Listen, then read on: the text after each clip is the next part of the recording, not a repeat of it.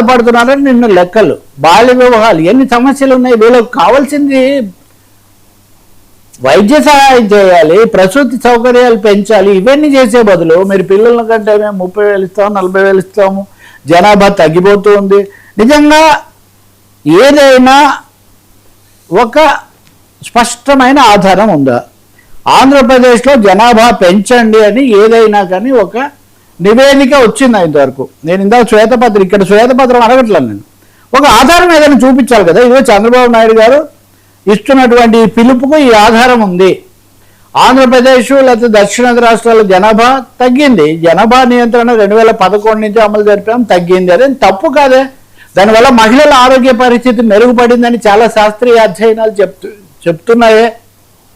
ఇప్పుడు IVF సెంటర్లు కూడా పెడతాము పిల్లలను కనడానికి, ఇవన్నీ కూడా ఆయన చెప్తున్నారు. ఇంకోటి కూడా చెప్తున్నారు, ఇది 2011తో పోలిస్తే జనాభా పెరుగుదల రేటు, జనాభా వృద్ధి రేటు జాతీయ స్థాయిలో 9% అంటే రాష్ట్రంలో 3.5% ఉందని. అదే కదా దక్షిణాది రాష్ట్రాలు జనాభా నియంత్రణ చేసేవి, దాని గురించే కదా చర్చ. ఇప్పుడు మొన్న డీలిమిటేషన్ అన్నప్పుడు కూడా ఇదే ప్రశ్న వచ్చింది కదా. ఇతరుల మీద ఆధారపడిన వాళ్ళు అంటే సొంత ఉద్యోగం లేకుండా వాళ్ళ శాతం దేశంలో 48% ఉందంట జాతీయంగా సగటున.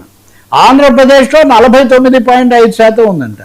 ఇతరుల మీద ఆధారపడిన వాళ్ళందరూ వృద్ధులు కాదండి. ఉద్యోగాలు లేనివాడు, డబ్బు లేని వాళ్ళు ఎవరైనా ఇతరుల మీద ఆధారపడతారు. ఉద్యోగాలు లేకపోవడం ఎవరి తప్పండి? ఎవరు తప్పది? ప్రభుత్వాలు తప్పు. ఏ ప్రభుత్వం అయినా మీది కావచ్చు, లేదా మీకున్న ముందున్న జగన్మోహన్ రెడ్డి గారిది కావచ్చు, అంతకుముందు ఉన్న కాంగ్రెస్ వాళ్ళది కావచ్చు, ఉమ్మడి రాష్ట్రం కావచ్చు, ఏదైనా సరే. కానీ ఏ శాస్త్రీయమైన